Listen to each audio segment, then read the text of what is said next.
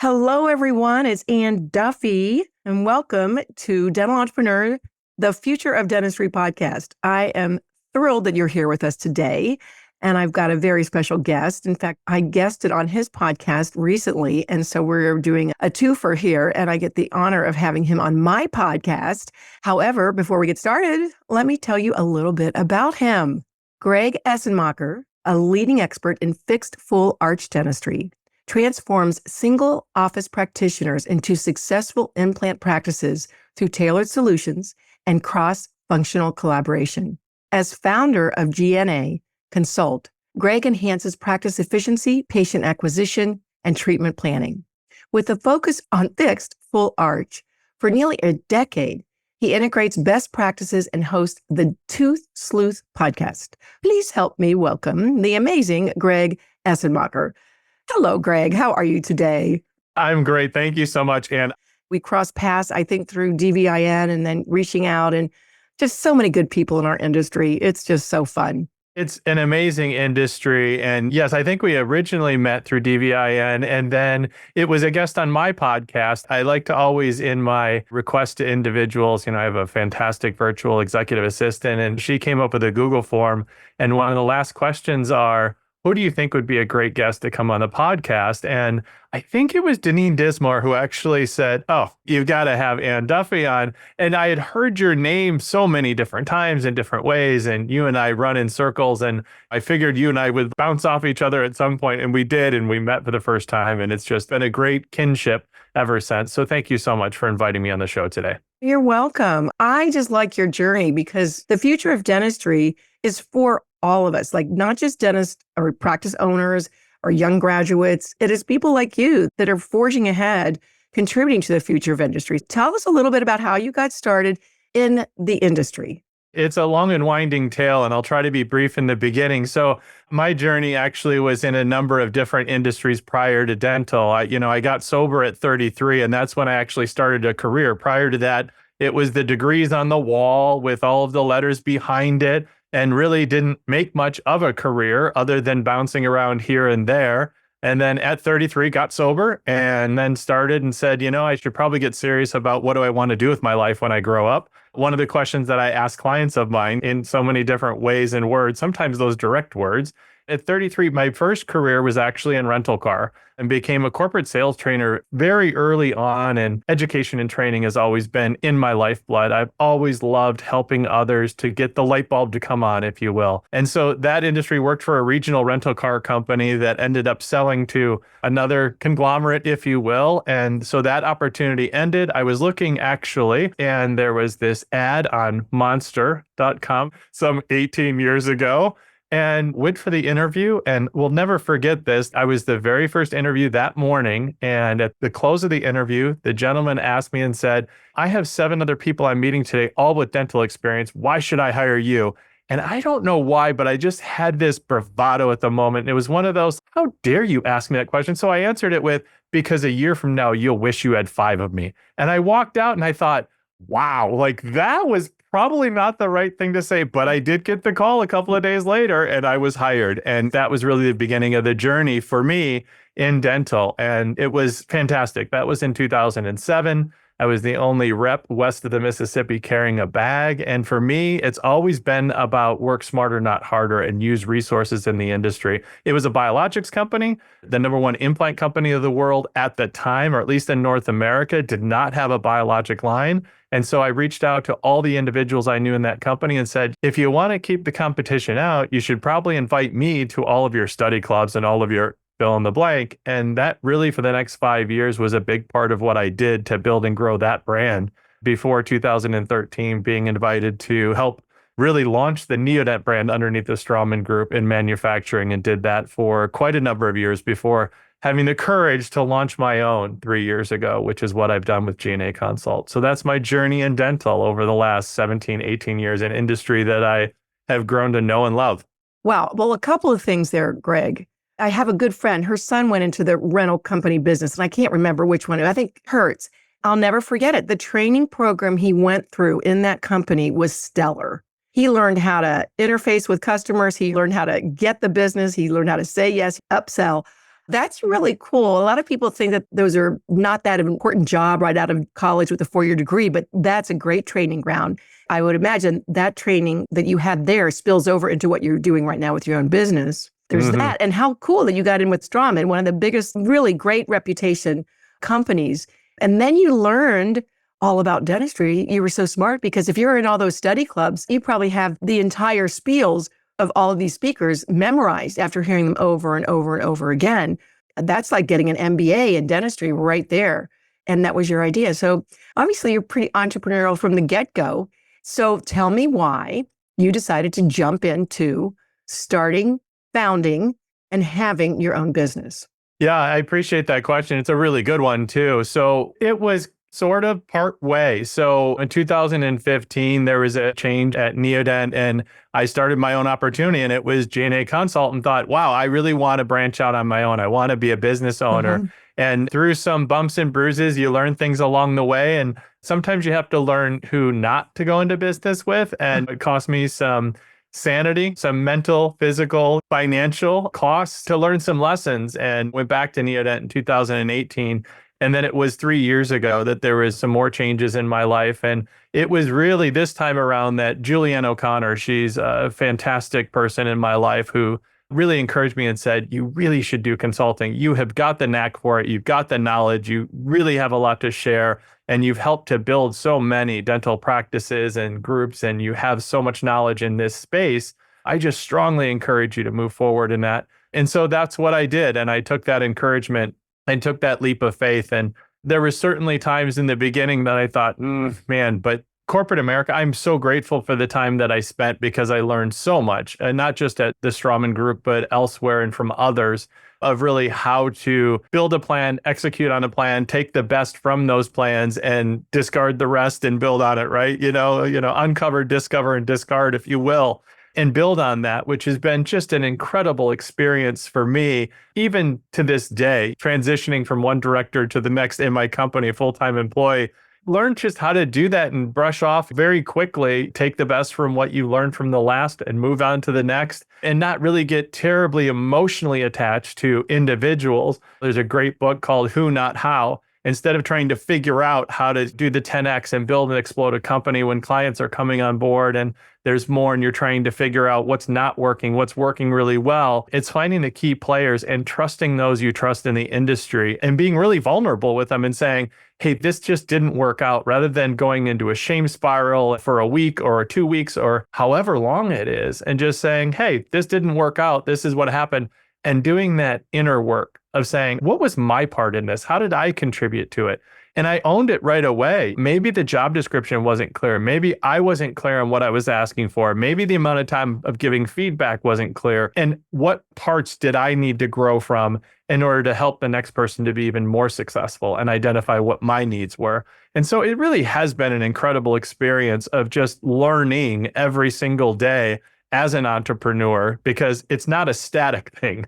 I love hearing from others, and I talk to other entrepreneurs all the time about that. What are you learning? What was the biggest challenge for you? What are some of the challenges you've had to overcome in order to get to success? Because people see that at conferences. On the face of it, they see that, oh, you had a $20 million raise or funds, or they're on the main stage of fill in the blank. Like yourself, you've built, I'd consider, like a little empire. And they see that on the face of it, but the struggle behind it, they don't necessarily see that part. And being able to share those pieces are what help the entrepreneurs that are struggling, that do have the bumps and bruises, that are in the thick of it, that are just trying to hold on because they lost a big client, or something's not working in their company, or they're overwhelmed and they can't balance life and kids and spouses and fill in the blank. I'm having a hot flash. Okay. So, bring me back to all of those crazy times, Greg. And first of all, a couple of things. That's very cool that you went back to Neodent, because my husband started his own business in the chemical industry, and I begged him to go back to corporate about 2 years in, because those are the tough years. Those years are really tough, and they're a learning curve. You're right. You don't even know how to get the right people in the right seats. And there's so many new things. Every penny comes out of your pocket, right? So kudos to you to have done such a great job that you went back and were smart enough to okay, let's pump the brakes a little bit. Maybe the timing's not right. And then next time you step your foot into entrepreneurship, it feels a little different. You're a little smarter. You've had a chance to have a steady paycheck for a while, which is also very helpful to get you whole again, right? And I find that you're very good at adaptability, Greg, because you could pivot there and not just be so stubborn, like, I'm going to stick this out. And my wonderful husband, which he's done great, and I'm very proud of him. But sometimes, when somebody opens another door for you, it's not a bad idea to just step in for a minute and then come back out. And then the other thing, you didn't burn any bridges. So that's really cool. You still have a great reputation in the industry of what you're doing. So people will open those doors and answer your phone calls and answer your emails because of who you are and who you were with that company. And we both know dentistry is a relationship business. People talk, and I would like to say that people most of the time say great things about you and me. And just because somebody doesn't fit the seat on our bus doesn't mean they're a bad person. I love Kurt said one time, we release them for a better opportunity that suits them better. That was one of the hardest things that I learned as a business owner and really ramping up, especially with Dental Entrepreneur Woman, hiring team members and releasing the ones that really didn't fit with me. It wasn't like they were bad people. They're great people. But somehow we just didn't jive and we weren't being successful together. And that takes a lot of courage. And I agree with you also. We need to speak with each other in the industry, something about the community, because sometimes we need somebody that knows us well to tap us on the shoulder and say, that's not working. You need to move forward instead of hanging in there for some time. But I think you hit on something also, the challenges. So what were the challenges that were specific to you, Greg? And then you talk to so many people. What are the challenges you're seeing out there in the whole of the industry? For entrepreneurs, I think it's that jumping off point is the first one of, do I walk away from the steady paycheck, the benefits, the fill in the blank, right? Where it's not all on me. And you referenced it earlier, and I think you said it so beautifully, and I'm not going to try to paraphrase it because I don't need to repeat what you shared in such eloquent words. It's that piece of, when is it time? And I think there's a number of individuals who have really hit the nail on the head, and side gigs is the phraseology that so many are using now. And it's an opportunity in GnA Consult that I give opportunity for individuals to do coaching, because a lot of our concept is to do with clients, it's customized training specific to them, and it's through weekly recorded sessions with their team members that they then get to keep. So they have kind of a customized LMS platform of their own, which we think is fairly unique. I'm sure others may do it, but in the full arch space, it's fairly unique.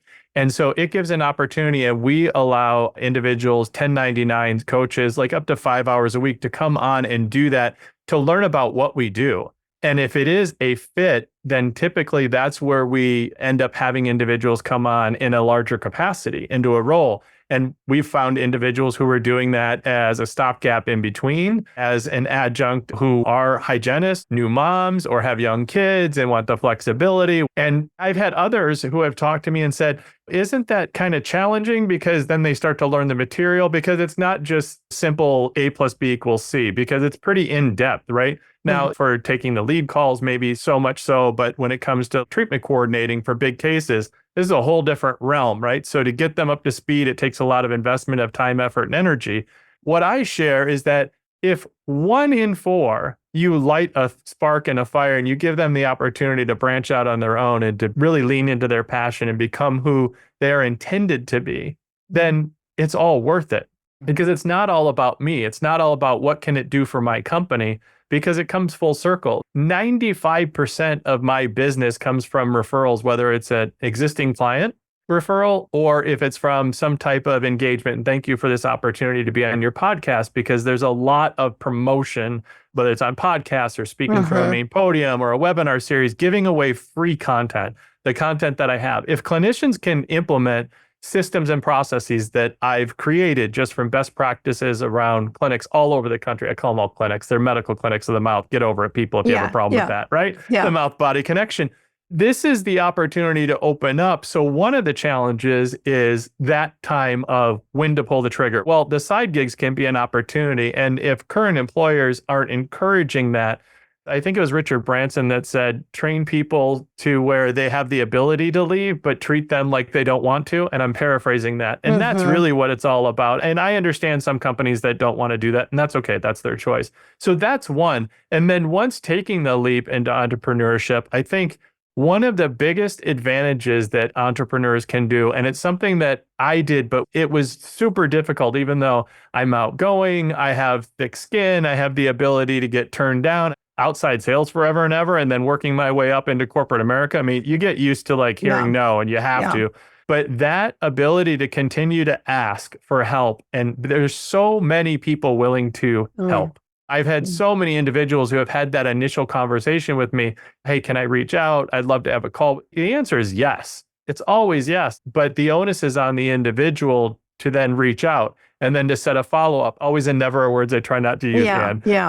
99% of the time, I will make time for the individual and then come with information. I'm happy to share all of my experience, right? That is so important to give back to the community, to the industry that's been so good to me. And I love doing that because, again, it's full circle moments to be able to give back from the industry that's given to you. And so I think that's the second biggest challenge, is really just continually reaching out and putting yourself out there. Even if you don't have the best portfolio, even if you don't have the best product that you've fully vetted, even if you don't have fill in the blank, just get out there, ask, reach out, but do it in a personalized way, not the blanket 5,000 emails that say, Mr. So-and-so, right? Hey, Greg. Well, I was on the women's panel at the Nachos meeting last week. It was a great meeting. And one of the questions, we were talking about mentor and mentees. A lot of people say, yeah, I want you to be my mentor. You want to come to the party, like someone would come to you and say, this is what I do. This might be how I can help you. And then get that relationship going. Then that mentorship will develop naturally, organically. I think that's really good advice to be able to know they have the onus on them to reach out, because I'm the same way. I will help anybody. Some people fall through the cracks, but I tell people, if I don't reach out to you or answer your email, please email me again, because I travel so much. And sometimes, I get back and I've got, 100 emails, and maybe some at the very beginning I lose. I would never do that on purpose, but people don't realize that we're here to help each other. And keeping that spirit of generosity and no scarcity mentality. And back to the full arch thing. First of all, what you're doing is new. And it's certainly new to all the young docs out there. I would imagine their hands are shaking. Like, I'm going to do a full arch. And of course they need help. Of course they need a coach.